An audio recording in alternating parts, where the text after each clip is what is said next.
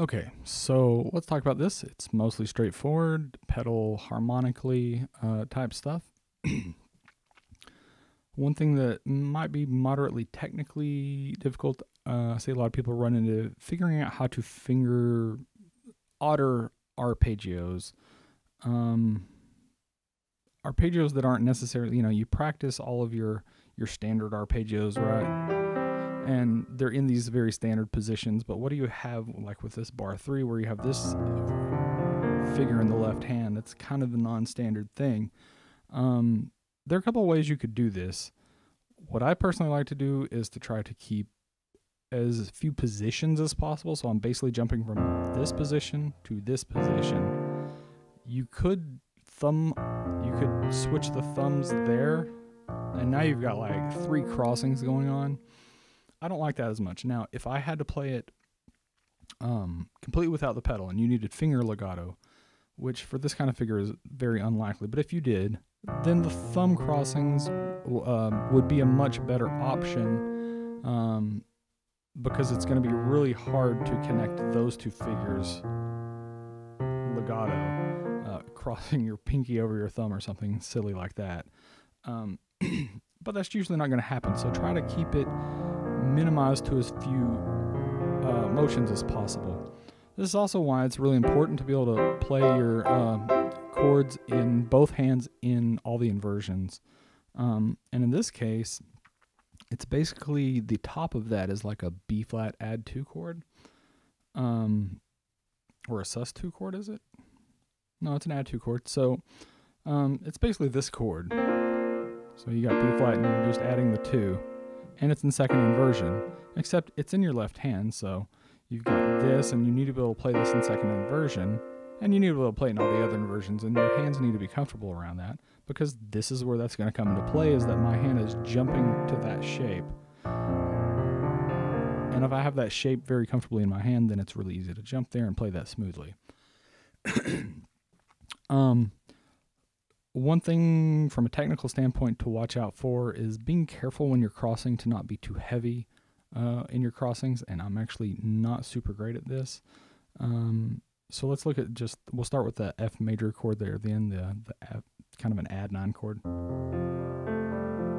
You want that to be as smooth as possible, and with thumbs moving, it's really easy to kind of hammer them when you don't mean to. This is a thing that happens with scales and arpeggios too. You'll notice beginners, when they're playing like the C major scale, they kind of slam that F as they cross their thumb under. But you want that to have some continuity of phrasing and be very smooth. It's the same thing here. You want to make sure that that's smooth. And realistically, you would incorporate some dynamics, so you kind of you kind of want it to swell up and down, but not have those little jarring bits unless you intentionally need accents on those beats. So now let's talk about kind of the interesting, harmony theory thing that I find useful here. If you want to take this as just an improvisatory comping thing, there's something interesting to take away from this. So the third and fourth chords here, we're going from this B flat major 9 to this G flat, G minor 7 flat 5. It's hard to say that in talk. Over B flat. Now the pedal point, which is keeping the B flat across both chords, is only moderately important. That's one thing that's happening, but that's not the most interesting thing happening. What's happening here is basically you're going from the major 4 to the minor 4. Once again, this is borrowed chord stuff. You're borrowing the 4 chord from the relative minor key. This is something, this specific thing is something you would hear a lot in Beatles songs. Now, I haven't been singing a lot, so pardon my voice, but there's a good example in Blackbird.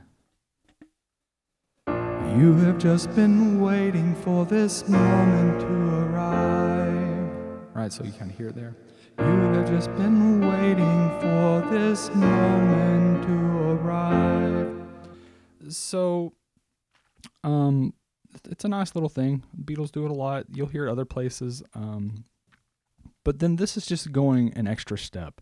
And the thing to understand is that you can substitute a 2 chord for a 4 chord. So that's a little piece of interesting information. So let's say if I was comping along 1 4 5 to 1, okay, where that 4 chord is, I can put a 2 chord there.